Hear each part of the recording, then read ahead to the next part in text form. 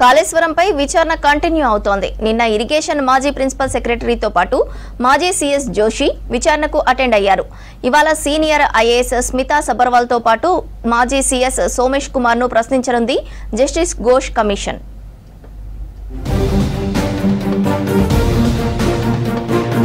Kaleshwaram project నిర్మాణంలో అవినీతి ఆరోపణలపై జ్యుడిషియల్ కమిషన్ విచారణ కంటిన్యూ అవుతుంది. ఇందులో భాగంగా నిన్న జ్యుడిషియల్ కమిషన్ నిర్వహిస్తున్న ఓపెన్ కోర్టు విచారణకు ఇరిగేషన్ శాఖ మాజీ ప్రిన్సిపల్ సెక్రటరీ రజత్ కుమార్ తో పాటు retired CS Shailendra Kumar Joshi attend అయ్యారు. కాళేశ్వరం ప్రాజెక్టుపై 2015 మార్చిలో అప్పటి సీఎం కేసీఆర్ అసెంబ్లీలో పవర్ పాయింట్ ప్రెజెంటేషన్ ఇచ్చారని, ఆ మరుసటి ఏడాది ప్రాజెక్టుకు అనుమతులు ఇచ్చారని విచారణలో రజత్ కుమార్ వెల్లడించారు. కాళేశ్వరం ప్రాజెక్టు ఇంకా పూర్తి కాలేదని, అది పూర్తి ఆదాయం జనరేట్ అయ్యేదాకా ప్రాజెక్టుకు సంబంధించిన అప్పులు అసలు వడ్డీని రాష్ట్ర ప్రభుత్వమే కట్టాల్సి ఉంటుందని రిటైర్డ్ ఐఏఎస్ రజత్ కుమార్ స్పష్టం చేశారు. ప్రాజెక్టు పూర్తయ్యాక ఇండస్ట్రీల అవసరాలు, తాగునీటి అవసరాలు, చేపల పెంపకంతో ఆదాయం సమకూరుతుందని చెప్పారు రజత్ కుమార్.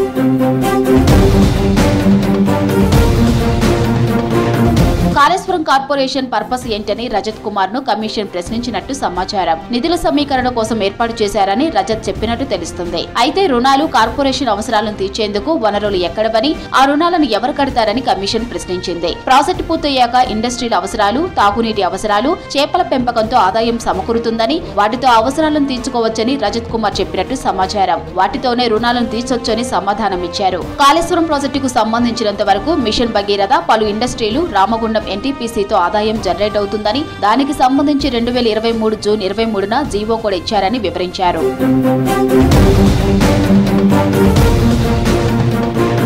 తుమ్మడిహెట్టి దగ్గర నిర్మించ తలపెట్టిన ప్రాణహిత చేవళ్ల ప్రాజెక్టు పూర్తిగా ఆగిపోయిందని, అందుకే వేరే స్థలంలో ప్రాజెక్టును రీడిజైన్ చేశారని కమిషన్ విచారణలో రజత్ కుమార్ వెల్లడించారు. తుమ్మిడిహెట్టితో మహారాష్ట్రలో 3000 ఎకరాల భూమి ముంపుకు గురవుతూ ఉండటం వల్లే మేడిగడ్డకు బ్యారేజీని షిఫ్ట్ చేయాల్సి వచ్చిందన్నారు. బ్యారేజీల్లో నీరు నిల్వ చేయకూడదు కదా అనే కమిషన్ ప్రశ్నకు, మేడిగడ్డ బ్యారేజీని కట్టింది నీటిని నిల్వ చేసేందుకు కాదని, ఓ టైం వరకు నీటిని స్టోర్ చేసి వెంటనే ఎత్తిపోసుకునేందుకు వీలుగా డిజైన్ చేశారని వెల్లడించారు రజత్ కుమార్. తాను సెక్రటరీగా బాధ్యతలు తీసుకున్నప్పటికే బ్యారేజీలను ప్రారంభించారని చెప్పారు. అయితే తాను ఉన్నప్పుడు బ్యారేజీ 3 వరదలను తట్టుకొని నిలబడిందని చెప్పారు. బ్యారేజీ మొదలయ్యాక తొలిసారి వచ్చిన వరదలకు ముందున్న సీసీ బ్లాకులు డ్యామేజ్ అయ్యాయని, వాటిపై స్టడీ చేసి రిపేర్లు చేయవలసిందిగా సంబంధిత ప్రాజెక్టు అధికారులకు చెప్పామని వివరించారు.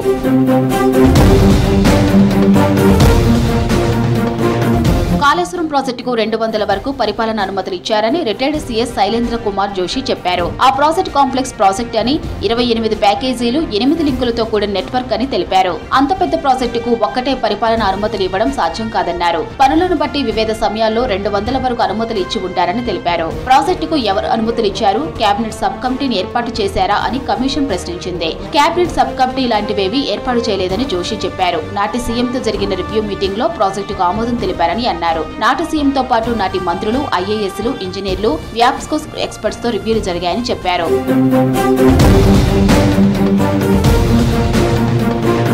హైపవర్ కమిటీని ఎప్పుడు ఏర్పాటు చేశారని కమిషన్ ప్రశ్నించగా, తాను ఉన్నప్పుడు ఆ కమిటీ లేదని జోషి చెప్పారు. దానిపై తనకు తెలియదన్నారు. అయితే 2015 అక్టోబర్లో ఆయన ఇచ్చిన జీవోలో హైపవర్ కమిటీ ప్రస్తావన వచ్చిన విషయాన్ని కమిషన్ గుర్తు చేయగా, అది కేవలం టెక్నికల్ కమిటీ అని జోషి చెప్పారు.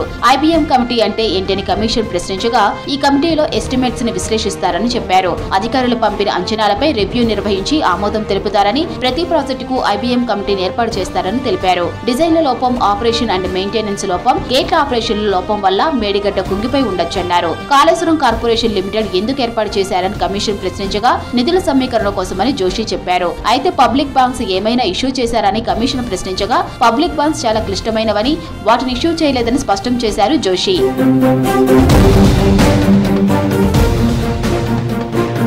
మరోవైపు 2023లో మేడిగడ్డ బ్యారేజ్ కుంగిపోతే ఎలాంటి చర్యలు తీసుకున్నారని రజత్ను జ్యుడిషియల్ కమిషన్ ప్రశ్నించింది. బ్యారేజ్ కుంగినప్పుడు ఎన్నికలు కూడా అమల్లో ఉందని, దీంతో అప్పుడు ఎలాంటి రిపేర్లు చేయలేకపోయామని తెలిపారు. అయితే ఇంజనీరింగ్ అధికారులు, స్టేట్ డ్యామ్ సేఫ్టీ అధికారులతో దానిపై రివ్యూలు నిర్వహించామన్నారు. అప్పటికీ నదిలో నీళ్లు ఉండటంతో రిపేర్లు చేయలేకపోయామని వివరించారు. బ్యారేజ్ ఫౌండేషన్ కింద ఉన్న ఇసుక కొట్టుకుపోవడం వల్ల కుంగిపోయి ఉండొచ్చని రజత్ బదులిచ్చారు. అయితే క్వాలిటీ కంట్రోల్, O&M నిర్లక్ష్యం వల్ల కూడా బ్యారేజీకి డ్యామేజ్ జరిగి ఉండొచ్చన్నారు. బ్యారేజీ కుంగినప్పుడు డిఫెక్ట్ లయబిలిటీ పీరియడ్ లో వారికి రిపేర్లు చేయవలసిన బాధ్యత సంబంధిత కాంట్రాక్ట్ సంస్థపై ఉంటుందన్నారు. సబ్ కాంట్రాక్ట్ సంస్థలకు ఏవైనా పనులు అప్పగించారా అని ప్రశ్నించగా తనకు తెలిసినంత వరకు సబ్ కాంట్రాక్టర్లను ప్రభుత్వం అప్పగించలేదని, కాంట్రాక్ట్ సంస్థలు ఇచ్చి ఉంటే ఇచ్చి ఉండొచ్చని బదులిచ్చారు.